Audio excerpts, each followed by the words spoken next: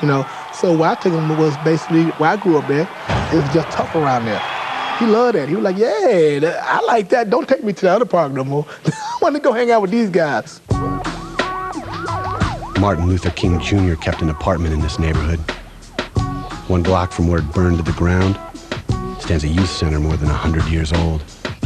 This was like the heart and soul of the ghetto. It was 16th Street, the holy city. Kids like KG come here to test their game against the neighborhood players. In Chicago, basketball is the sport. You know, it's like what soccer is overseas. It's like everything. As a high school player, his game was incomparable.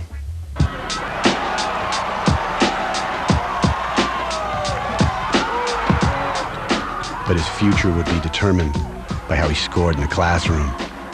I'm going to college. I'm not going to skip. You know, it's no later or nothing.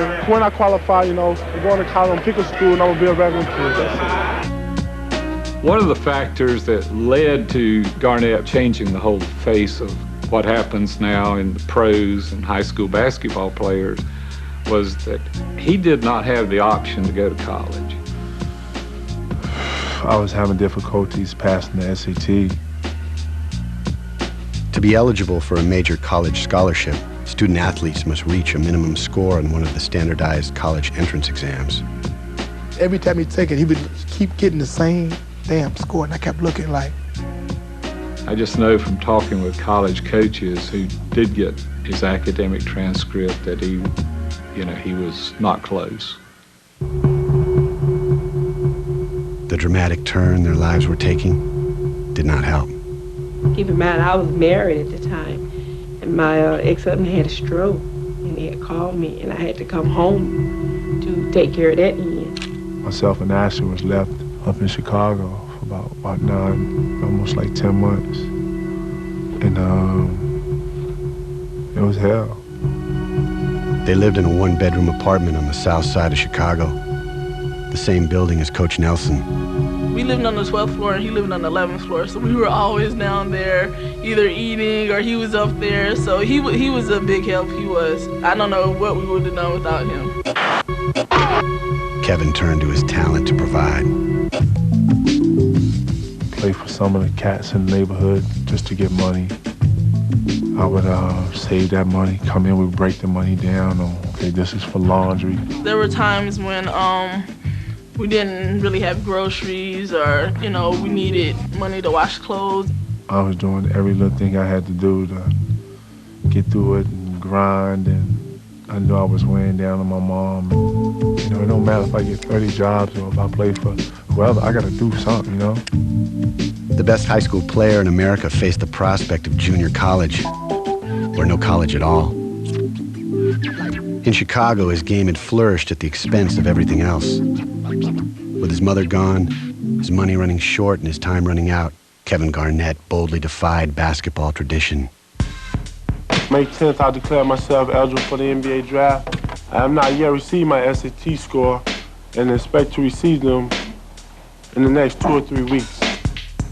Some sports writers contended Kevin had been influenced into an irrevocable mistake. People ask me, how can I allow him to make that move? And he orchestrated the whole thing, and I just sat back and said, y'all just don't know how smart that guy is. That guy, it's almost like he said, this is where I want to be, and this is how I want to do it, and he made it happen. He scheduled a workout for NBA executives a few weeks before draft day. We ended up in the lottery getting the 5th pick. We were going to tell everybody that we were going to take this high school kid with the idea that somebody else in front of us would get kind of excited and say, hey, maybe they see something that we don't. Somebody else would take him, and we'd be left with one of those other 4 players. About 10 minutes into the workout, I turned to Kevin McHale and I said, hey, we better hope this kid's there at number 5. Kevin says, on draft day, he was standing at the crossroads of his life. The phone rang. It was Wolf, my coach. In fact, he's like, I was cleaning my office, man, I found these scores in here. Like, what? What scores? Like, the SAT score. I was like, word. He's like, yeah, man, you passed, man. I was like, oh. Word.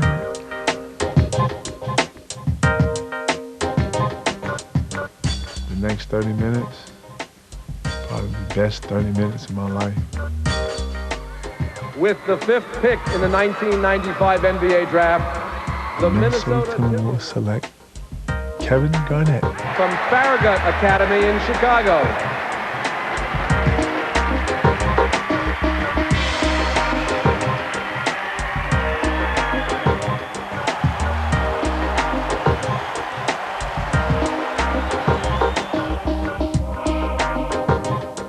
Kevin Garnett changed the game. Kevin was the one that kind of led the way. But an invitation to join the club doesn't mean that you belong. You step up to that jump ball, you look at the guy across you and say, hey, look, I'm going to kick your ass. And then you got to go out there and do it. There's nobody holding your hand. I had serious doubts that he was strong enough to play against a Karl Malone or a Shaquille O'Neal. I thought they were just absolutely battering. Times that I think I was going to make it. I'm going to make this. Just if I got to die here today, I'm going to make this.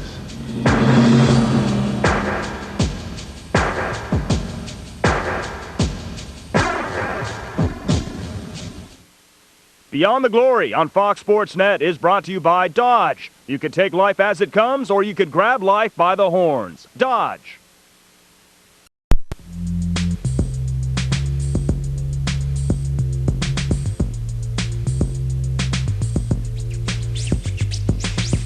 Some of the most celebrated players in the NBA today began their pro careers before they could even order a drink. They all stand on the shoulders of Spencer Haywood. In a case argued before the Supreme Court in 1971, Haywood won the right for undergraduates to earn a living in the NBA. In the 25 years between Haywood and Kevin Garnett, only 3 other high school kids even tried it. We went to play the Los Angeles Lakers, and Cedric Sabalas was playing for him. Sabalas was matched up on KG, and he went right around him and scored. Turns and faces, dribble drive, beats Garnett. Underneath, slam dunk, basket counts, foul. And he turned back to him, he says, you know, this isn't high school. He got that everywhere. People wanted him to fail. No one thought he could make it. It just fueled me. It fueled me. I was so ready.